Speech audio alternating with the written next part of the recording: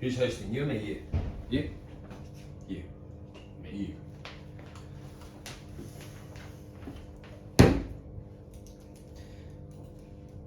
Okay, we ready? Ready? 3, 2. Patrick, Ed. how are you today? I'm great. How are you, Ed? I'm very well. You got a fancy new glove on today. Yeah.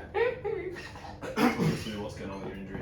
I got told by my occupational therapist slash physio slash not sure his title. It could just be some random guy wearing a white coat.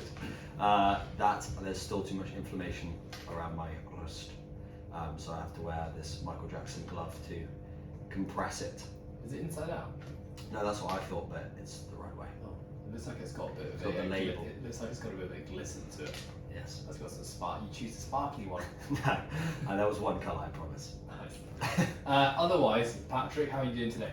I'm very good, yeah. Good.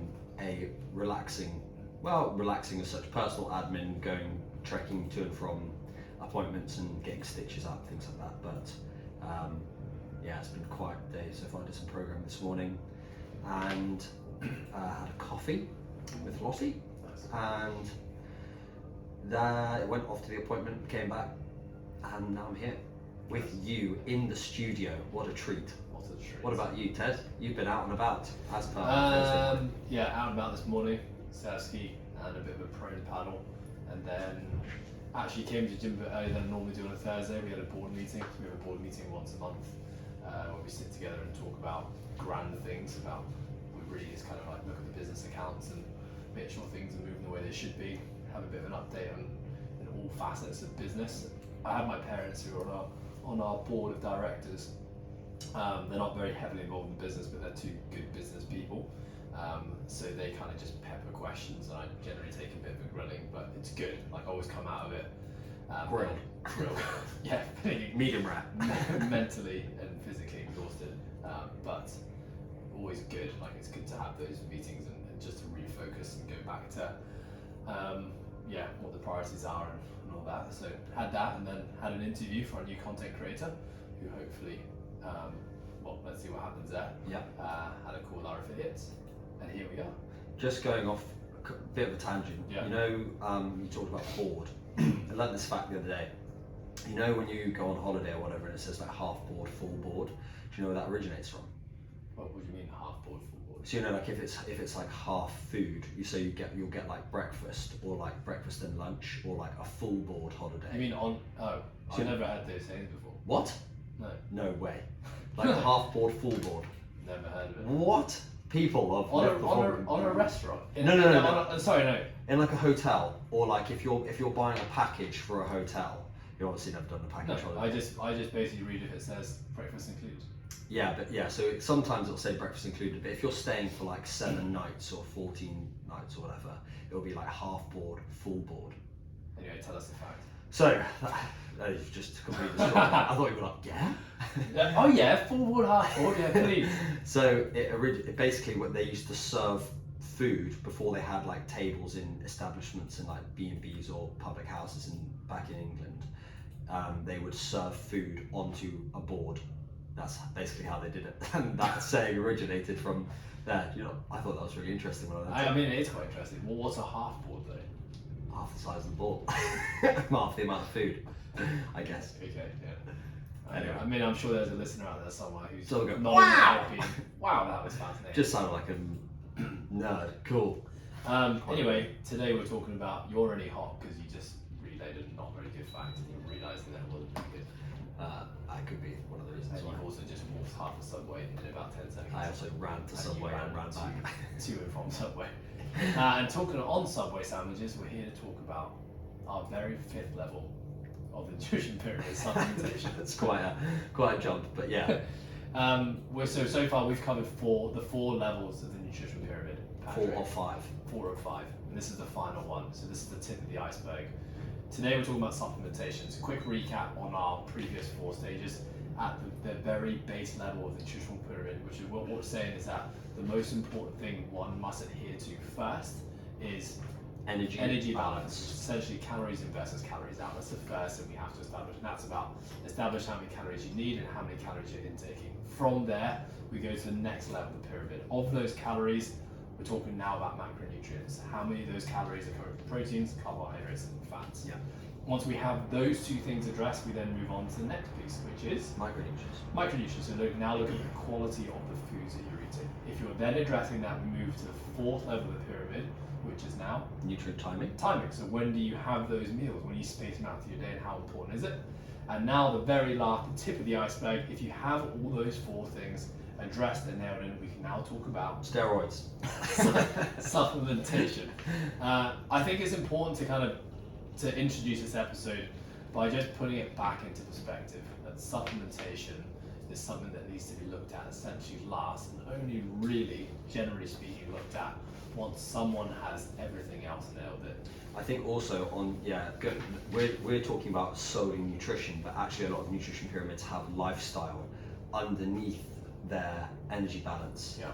And that it couldn't be more to the point where, you know, we're talking someone saying, I really want that extra bit of performance increase on my squat, or I want to get that little bit fitter, or whatever it is. You know, have you thought about, you know, how stressed you are? Have you thought about how much you're sleeping? Over, oh, I need to consume this whey isolate as opposed to this like whey protein. You know? Yeah. So I think when we talk about lifestyle, we're talking about sleep, stress management, environmental, physical stresses. Yeah. And then we're talking about nutrition, which is the fourth stage of the pyramid. Yeah. And then, probably assuming exercise is a part of that somewhere, and then we're talking about supplements. Yeah. I want to ask you about both of us do supplement with different things at the moment. I think a lot of supplements we've been taking quite consistently over the years. We probably dived in and out quite a lot. Yeah, exactly.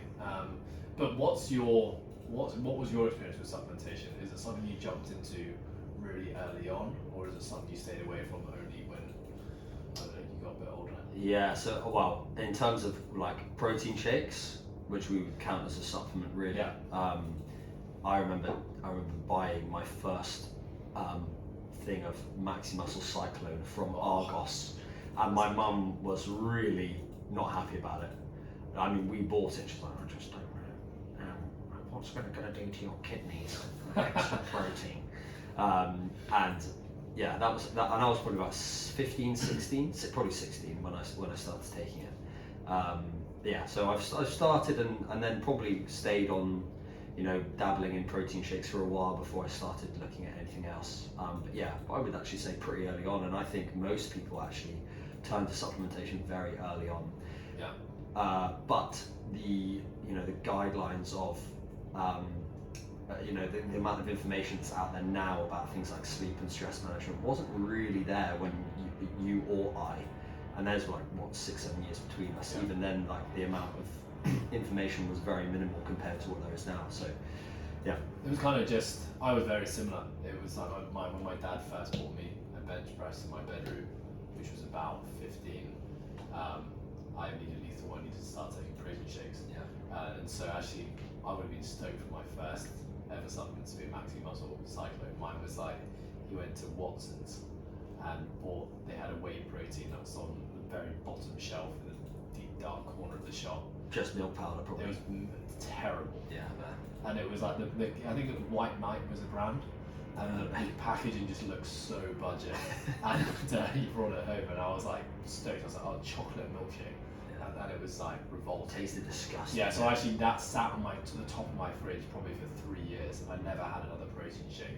And it wasn't until probably kind of my final years of school where I started to take it. But I think that back then, you're right, the information on lifestyle management and even the basics of nutrition was nowhere as to where it is now. I don't think I even learned in uni about energy balance in my nutrition module. And it was something you would only learn about if you were really interested in that kind of stuff. Like if you were subscribing to probably Men's Health or reading actual kind of strength and conditioning literature. Yeah, for sure. But there was definitely the norm, which was like, oh, if you lift weights, you take protein shakes.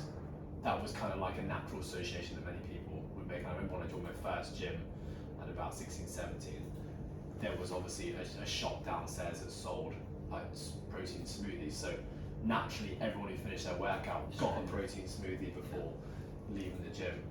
So I think both of us, our first introduction to supplementation was probably around the same age when we both started kind of training Yeah. in different ways. What's your supplementation journey been like since then? I've come like whatever's become trendy.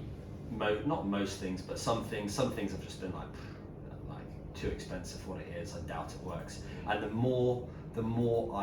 longer I've gone on, the more skeptical and the less bought into supplements I've become.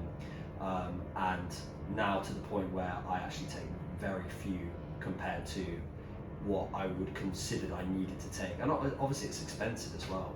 And when I was at uni and when I was at school and even after when I was being a personal trainer, when I first came out of university, I didn't really want to spend 150 quid a month extra on this like an absolute stack's worth of pills and powders, but with that like 1% small increase. And there's so much data out there that's just as much for as it is against. So like you've got to, I mean, this will be the premise of this podcast, but it will be, you've got to find out what works for you. And like if you don't feel a noticeable difference, it's not creating an improvement in performance or in health or whatever, then is it worth it? But for me, yeah, I've kind of picked up and gone off of various different supplements. I would say for me, what's stuck around, if that's what you'd like to know, is creatine and protein powder. That's literally it. Everything else has come and gone. From fish oils. I only supplement vitamin D when I need it. I.e., I'm not like back in the UK. I would take it quite a lot, especially in the winter. Here, I don't feel the need to do it. I'm getting a decent amount of sunlight pretty much every day, like over 20 minutes most days. Yeah. So I don't feel the need to supplement it. And we've had conversations about how you were smashing vitamin D tablets as well as getting lots of sunshine, and it was actually to the point where they were saying it was actually at a detriment of your health. Yeah. My journey with supplements has been, I mean, when I was at uni, that's when I discovered my protein, and my protein were like quite in the early days of their evolution as a company. And so what they were doing, they were creating really cheap supplements. They still are. They still are, yeah, because obviously they don't try and make the packaging sexy. It's like you get it in a bag that's delivered to your house. And Maxi Muscle at the time when I was at university in the UK was too expensive. It was like really expensive actually for how much you got. So I found my protein, and I would just sit sometimes on my protein and read just the review of every single product, and I would just experiment. I would just like buy taurine and buy beta-alanine and buy creatine. I'd literally have like bags of these supplements. I keep it in my wardrobe just because I like to be out of the way. And I'd literally have like 10 different bags of powders, and just like I'd buy like 5 different flavors of whey impact, whey isolate, and just mix and match. I try to buy like pancake mixes and all sorts of weird shit. But generally speaking, like the only supplements I ever really dabbled in up until probably the age of kind of 22, when I was like training with the Hong Kong rugby team, was just basically protein supplements. Yeah. That was it. Where I'm at now is the supplements I take now are pretty much what I've taken for the last 10 years, I'd say. And that is around, I think what we can break this into is kind of like your general daily supplements, and then pre and post and intra workout. Yeah, are probably the biggest areas where people are supplementing. So I kind of think I'll start with my daily supplementation. By that, most people are the people that are like really trying to maximize performance will probably have like a stack of pills they take first thing in the morning with their water kind of thing. Yeah, exactly. All right, what does that look like for you? So for me, that looks like I take a B12 supplement, and I take vitamin D, 1,000 IUs. So recommended intake is about 4,000 to 5,000 IUs, but we live in Hong Kong, which is more or less sunny year round. Yeah. And given that we all try to get at least 20 minutes of daily actual natural sunlight, like you said, I was supplementing 5,000 IUs. IUs is basically the unit of measurement for vitamin D. Yeah. I was taking 5,000 IUs plus getting at least 20 minutes of sunlight a day, and then went and had some diagnostic tests done at a laboratory just out of pure interest to see where all my hormone levels were at, and my vitamin D levels were like quote unquote toxic, and because I was just taking too much, and I just thought I didn't think you could overdose on vitamin D. Like, Yeah. how could you It's a take vitamin. too much? Yeah, it's a vitamin. It's good How for can you you. take too much of it? And obviously, everything can be overdosed. I think it's really important to understand. Other than that, everything else was in pretty normal ranges. Actually, at the time, I was also taking a multivit, just kind of like a general bang for your buck multivitamin. A lot of people say you shouldn't take that.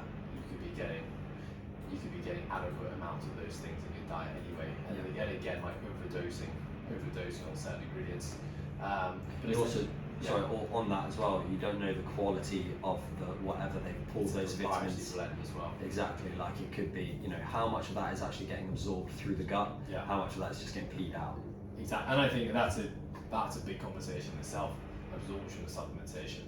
And I think if you don't have a good functioning digestive system, then a lot of supplements can be going into the mouth and straight out the other end pretty quickly. Yeah, and like you think about a vitamin or a mineral in its purest form, you know, like a vitamin coming from a fresh piece of fruit or a fresh vegetable, as opposed to it having been dried or extracted, however it is, and then put into a pill form, kept in a bottle for X amount of months. Like there is a difference between those two, and we'd always say like whole food approach wherever possible. Yeah. And you know that's like if you're eating a plate full of colours, you're probably ticking a lot of boxes. I think then, of course, you can take that, and this goes back to our ingredient quality conversation on the nutrition pyramid. Yeah, exactly. Which is, you know, like the more you invest in quality of your foods, the more of a dense, you know, nutrient minimum profile you'll be getting in your foods as well. Yeah. So if you go for just cheaper products, then you're probably not going to be getting the need for supplementation might be greater and higher. And then when you balance that, if it's a cost argument that you're going for as to why you go for cheaper foods, but then you're investing quite a lot of money in supplementation, which isn't cheap, you actually may as well be better off sometimes just investing in better ingredients. For sure. I mean, what's cheaper than veg? Yeah. So cheap. Yeah, exactly. So kind of where I'm at right now is my morning cocktail, I guess, is a B12 supplement and vitamin D, but I also have like a drink called Green Vibrance, which is basically a greens medley. Part of that is I just don't like eating veggies in the morning, so I'd much rather have kind of a greens drink. It's a powdered form. Yeah. Has some probiotics in there as well. I have that every morning. What else? Sorry. Yeah, that's everything in the morning. And have you gone through stages of like in the last couple of months, last couple of years, where you've dipped in and out? You feel like, well, how do I feel like when I take this out? Yeah, so I think that was actually something I wanted to talk about at some point. This is where I was like, how often do you break away from supplements? But I actually, when holidays were a thing, so this is pre-2020, whenever I would go on a holiday, whether it's 1 week, generally 1 week to 3 weeks, I would actually stop all my supplements. Yeah. I would use I would kind of use it as a bit of a detoxification period, Yeah. but more just to see like how I'd feel without it. I think it's never good to get used to anything. You know, to become reliant on anything is not a good thing. Yeah. But actually now I'm talking about this, given that I haven't left the country since 2019, I actually haven't given myself those breaks like I normally do. So I'm probably gone now, you know, a year and 10 months without really having a break from any of the supplements I'm taking. Addicted to greens powder. Yeah, and it's actually, I hadn't even realised that until I just said that. Yeah. So that's that then. Nighttime, I take a zinc magnesium supplement before bedtime.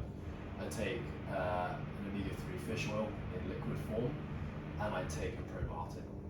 And that more or less has been my kind of like my daily prescription of supplements, not including pre, intra, and post workout.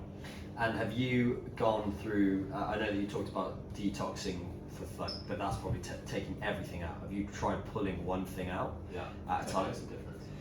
That's for me. That's it. I know, and I know when I say it honestly, I don't. When I take these things out, they don't make a difference. And when I put them back in, I honestly don't notice a difference. Yeah. But you know, I also, and people will say, oh, you know, you're so meticulous with everything else that maybe you don't need it. But I think as well, because I'm so meticulous with everything else, I should really feel the difference when I add something or take something out. Yeah, for sure. But I really don't. Yeah. And it does make me ask the question. So this is just one of those strange things that's like, you know, you read the science in a lot of supplements, and a lot of the supplements that most people are taking, like, they have more arguments for than against. But again, like in the grand scheme, if you're nailing everything else really well, how much difference do they make? Yeah. Negligible. Yeah. 1%, sure. 2%, if even that maybe. Yeah. But for me, it's kind of like, I think part of it is I've just gotten to the habit and routine of taking it for so long. Yeah. That's just it. They just have it, yeah.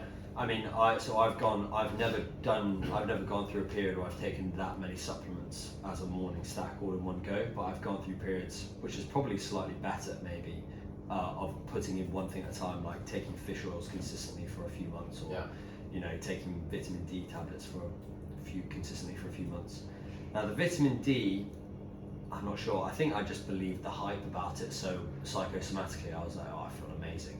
My mood's so good. My bones are so strong. Right now. Fish, yeah, they're growing. Fish oils, and now I remember I think it was some CrossFit posted it. Maybe it was like 4 or 5 years ago or something, and it was like fish oils, the closest thing that you can take to anabolic steroids in terms of athletic performance. I feel like that's been said about every single supplement at some point in time. Yeah, I mean, for me, it's just I just don't think it's worth it. Yeah, see, that's one of those supplements that if I eat fish that day, I won't take my fish oil. Yeah. And it's not even to say that omega-3s and omega-6s only come from fishes. So it's actually kind of a naive way to look at it from my standpoint. Like last night I had a lot of lamb. Lamb is like a very fatty food. I know it's a different fat profile from fish, but I thought, I'm not going to take my fish oil, so I don't need it. Yeah. So I'm definitely not taking a very scientific approach to the way that I do supplement.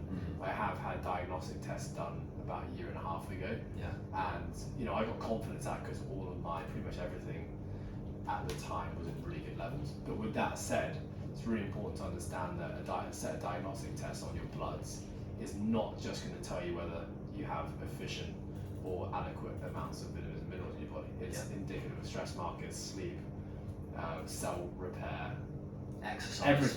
Everything is factored in. Yeah, everything can factor in to what your levels are at any given moment in time. So yeah, it's tough.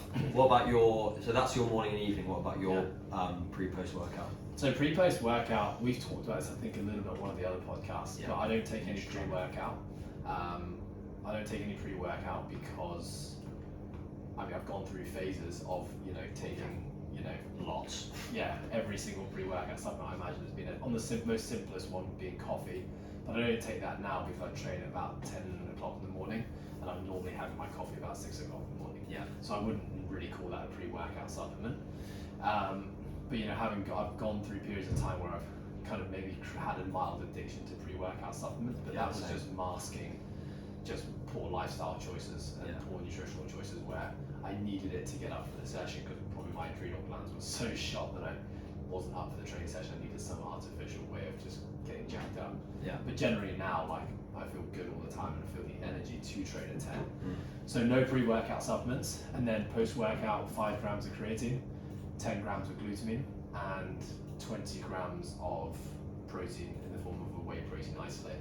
And again, I've only just reintroduced that whey protein isolate probably in the last couple of months when I started to up my calories again. Yeah. When I was going through that slight bit of a cutting phase, which we've talked about on the podcast, I just didn't really take it, didn't feel the need for it. Yeah. But once I got to a point where I feel like I couldn't hit my protein target just through eating meats, whole foods, that's when I went back to adding whey protein shakes back in. Yeah, and to go off onto that tangent, we actually, just on a side note, we say dive, or I say dive in so much on this Do I say it podcast. as well? Really annoys me. Did I just say?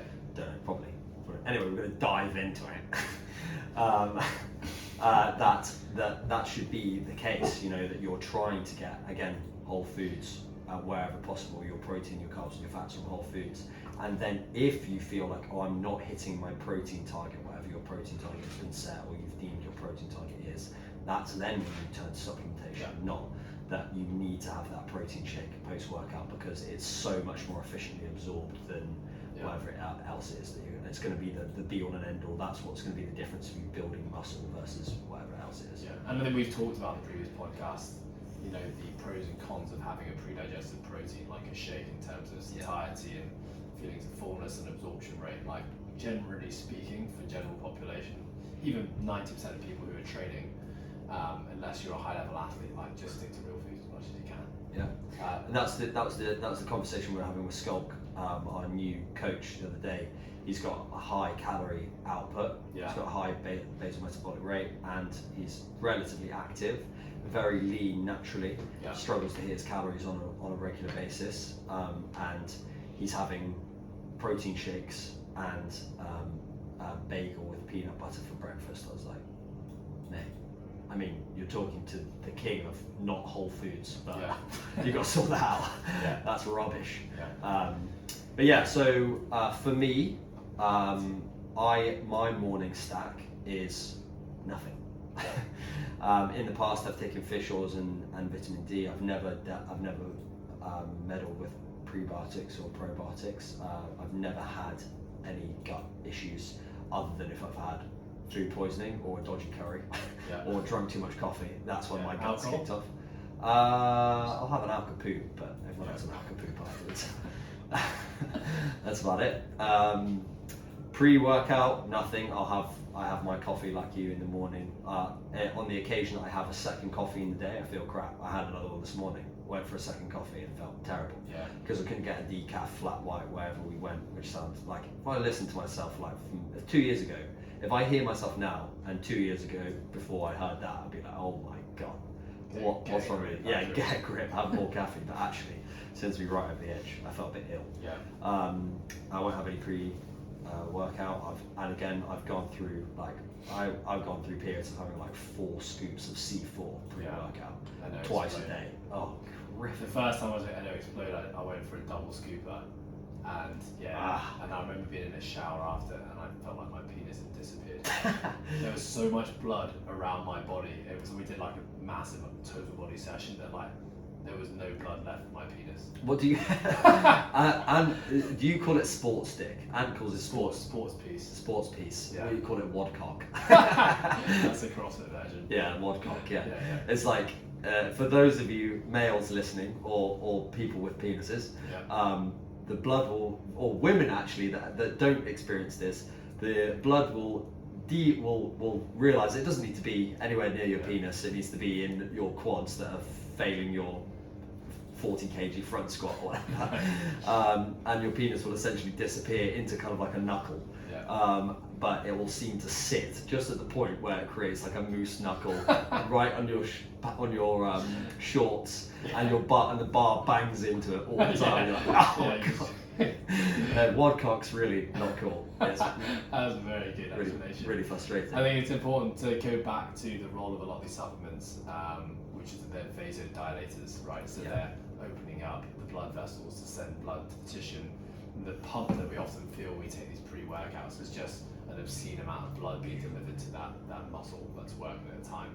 Which of course we only have finite blood in our body, and if we're sending blood to the tissues that are working, it's extracted from everywhere else in the body. Which is why often people who take pre-workout supplements struggle to eat after workouts, because to eat and digest, we actually need blood needs to go in the back. digestive system, Exactly. and it's not there, or it's not readily available. And I think it's kind of going back to probably our routines where we finish training, we have a short amount of time to probably eat and then get back to work. Being in that state where you're just not hungry and just basically feel fucked, which is what you generally feel like after a pre-workout and a heavy workout. It's just not conducive to being able to get back to normal life again. And I experienced that. I did it for many years, working this job and having this career, and decided to fix the root cause of why I was feeling shit before workouts rather than just relying on supplements. But no, going back to you.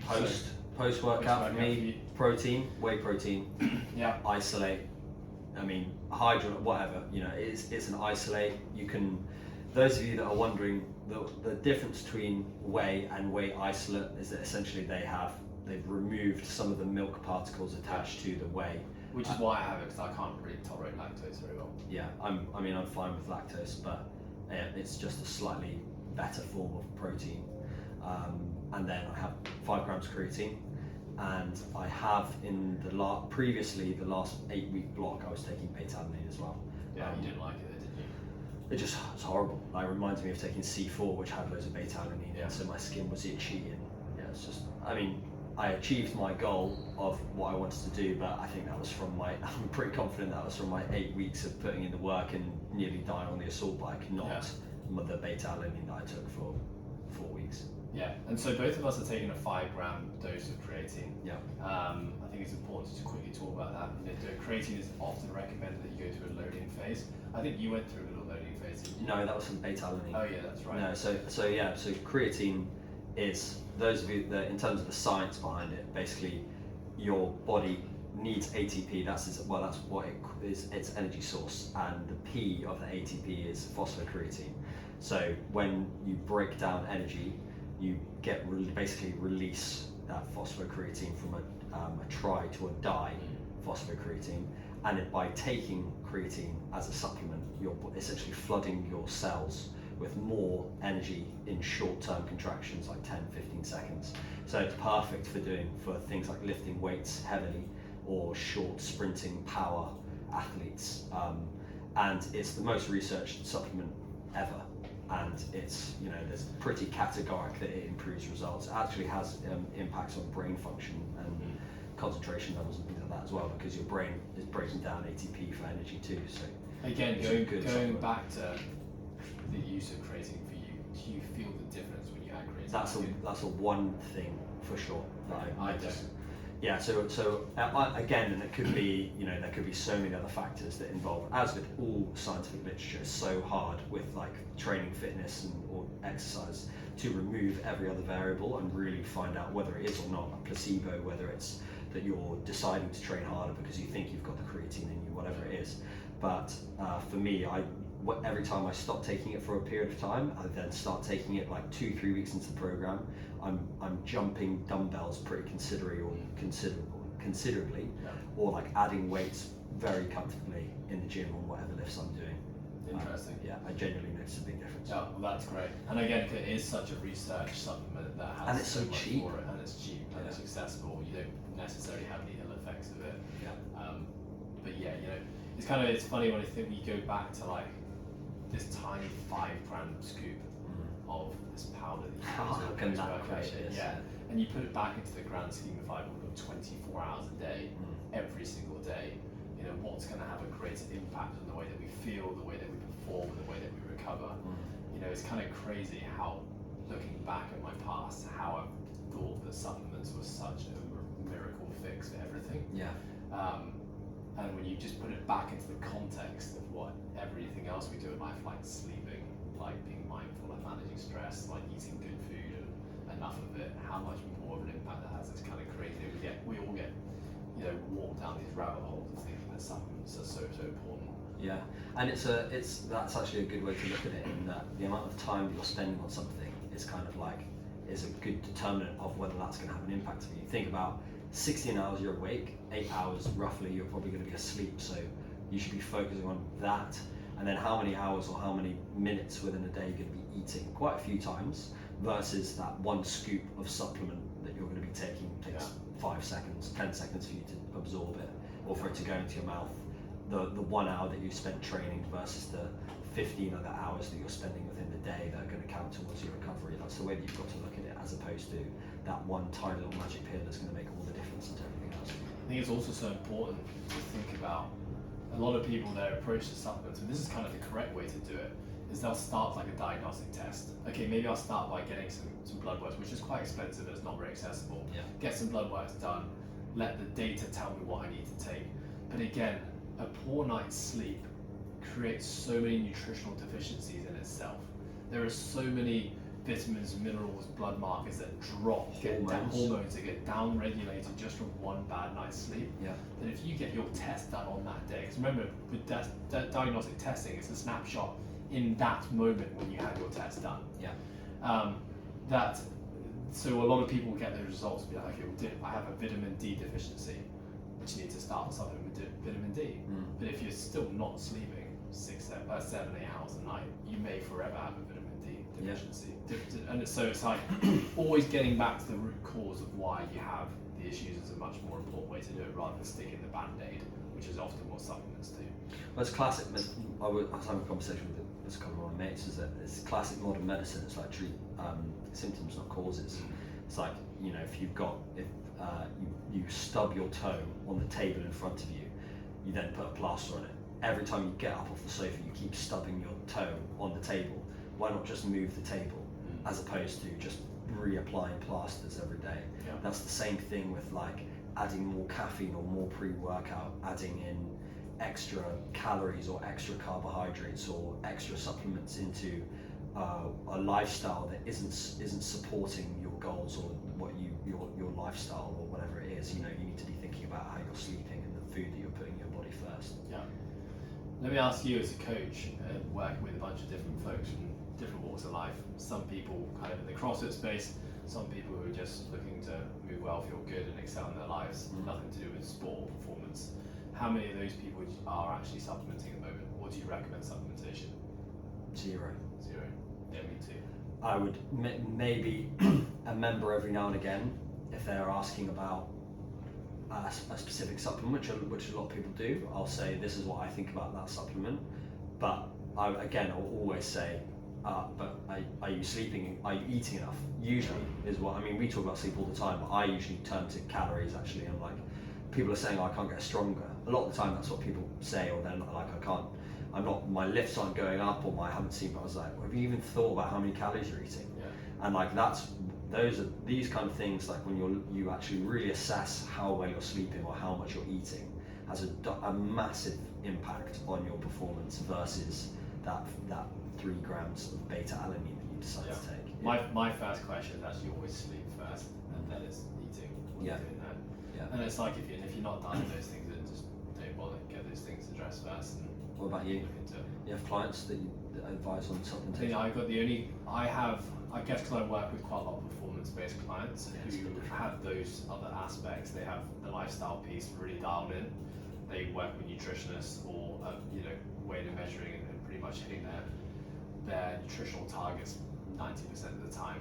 Then we kind of have the conversation on supplementation. But even still, it doesn't really go much further than being able to get some additional protein because you can't eat enough. Yeah. We're not really delving into creatine and other beta alanine and glutamine, multivits. Like, we're not really exploring any of those things. Yeah. Most people, I honestly think, don't need it. Yeah, and like we said as well, the cost versus reward is not, in terms of like the financial cost versus how much you're going to get out of it, is so minimal. I think it is important to know that if you are someone who is dialing in all those things and you're listening to this and you think you have that stuff down pat and you're still noticing issues, I think issues could be like digestive issues specifically. I think that's where supplementations really have their place. If you're nailing those things but you still got something that doesn't seem right, or you'll feel like you want to like squeeze out a little bit more performance, or you feel like you get some more recovery, I think that's a really good time to perhaps go and actually speak to someone who is a specialist in that area. Functional medicine is a massive industry, but there's a lot out there as well. But starting with proper diagnostic tests and speaking to an expert about supplementing with really specific things. But again, just disclosure, like get the basics nailed at first before you even go down that route. Yeah, 100%. I mean, we could stand here and talk about all the different supplements that there are and like potential pros and cons. I mean, I've tried quite a few. You've tried quite a few. Yeah. But at the end of the day, stick to the basics, like we talked about: lifestyle first, energy balance, macronutrients, and then everything else is much smaller. Like the analogy of filling up a jar with big rocks versus little rocks. We're talking big rocks in terms of sleep and energy balance, and then these much smaller rocks in terms of micronutrients, nutrient timing, and creatine powder on top of that. Actually, one supplement I will add that I've started taking a lot of, which probably most people won't think of as a supplement, is electrolytes. Oh yeah. I think we all actually take that quite a bit. Completely forgot about that. Yeah. And it is that's so important. I mean, especially important for us. I think firstly, electrolytes are important. They stabilize the alkaline acidity balance in our blood, and that's at pH levels, and that makes a massive impact on our ability to transport and deliver nutrients within the bloodstream. Yeah. We live in a pretty hot climate here, and we train, we're sweating a lot, so especially for us it's super important. And I basically pretty much almost every drink that I have during the daytime, I've got a low level of electrolytes in there. Yeah. And I think we were just talking before this podcast, if you get sponsored by one company, what would it be? And I was like Aquarius Zero, Yeah. which is like a Hong Kong electrolyte. So like an 0-calorie electrolyte drink. It tastes amazing. Yeah, it's good. Yeah, and but I actually have I use a powdered formula. I think it's called. So do I. Yeah, what do you use? The stuff that Liam bought me, True true electrolyte. It tastes really good. Yeah, I use none, which is the electrolyte content's quite low, but it's super affordable. And you just chuck it in your drink. What are you laughing at? None is the. It's not none. None. Yeah, no, it is, but Is it none? but none is like a slang for vagina. Oh, is it? Like, oh, my nun. I think it's like said in like Essex. Didn't know that. The nunny. Never heard that? Yeah, it is. Okay, which is quite funny. But yeah, no, I think electrolytes for anyone who's training and especially anyone who's sweating a lot, especially who's in a hot climate, is super important. That's something that I've said to a couple of clients that you notice they give you a high five at the end of the class and their hand is dripping. You're like, you taking any electrolytes? Just because they. Sells to the front desk. Do we? We do, yes. Oh, nice. Crazy. Yeah, because if you're, it's simple enough that you may be sweating a lot, and you think, oh, I just need to drink a lot of water. But actually, by drinking a lot of water, you're further reducing the amount of electrolytes that you have in your body, because the cells are in a fine balance of like hypertonic, hypotonic, and isotonic, and we want those cells, the cells, to be in an isotonic state, so the electrolytes in the liquid can move freely past the membrane. And if you haven't got enough electrolytes and you haven't got enough water, or if you've got too much of one and not enough of the other, or vice versa, then you're essentially, your body can't have contractions, can't function in so many ways. It's like basic level of homeostasis can't happen. Yeah. So that is very important. Good description, Paddy. Thank you. Okay, let's conclude. So, someone listening who doesn't currently take supplements, you've got the general gist of what we're trying to say here. Yeah. Nail the basics first, adhere to the first 4 levels of the nutritional pyramid. Make sure you're managing lifestyle, so stress and sleep. Nail those things first. If at the end of all of that you feel like you're not progressing the way that you think you could, that's an important piece to add, then I think exploration of supplementation could be a good avenue to go down, but work with an expert would be my opinion. 100%. The one thing I would say from my own thought process at the moment, and we've been having quite a bit of back and forward. I'm sleeping quite badly at the moment, like 6.5 hours. And even this morning, I was like, oh, maybe I'll take my ZMAs again, which in the past has helped me sleep a lot.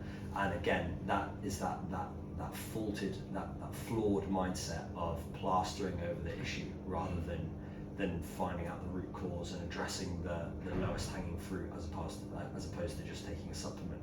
Yeah. So we've talked about what things I need to implement myself to be able to get my sleep up to 7.5, 8 hours, as opposed to me just banging in zinc and magnesium. But when you go back to the psychology of those 2 decisions, decision 1, okay, just take a pill and hope the problem will be fixed.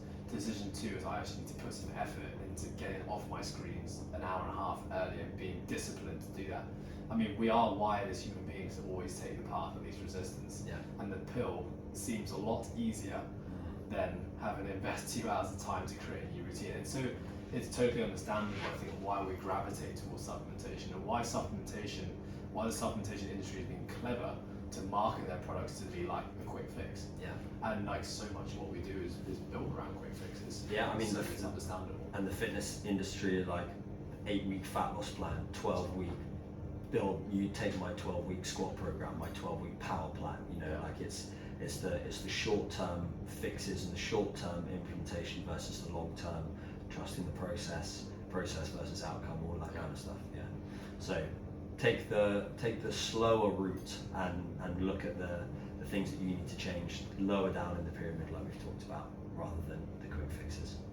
Right. Paddy, it's been a pleasure. Ed, always a pleasure. Never a trouble. Goodbye. Bye. Nice mate. Nice, Paddy. Intro team. 3, 2, 1. Team, welcome back to the Live Perform Compete podcast. Today, back in the studio, myself and Patrick. We are finishing with the icing on top of the cake of this nutritional pyramid. We're going to run this. Start again. We are Yes. finishing. Hold on. 3, 2, 1. Team, welcome back to the Live Inform Compete podcast. Back in this year with Patrick James, we are talking about the fifth and final level of the nutritional pyramid, supplementation. As we've talked about in the last 4 episodes of the nutritional, or the basics of nutrition on the Live Inform Compete podcast, we're not here to dive into the science of nutrition and supplementation, but more just to share our experiences. Both myself and Patrick have a similar journey with experimenting with supplementation and have very similar opinions on the concept of supplements and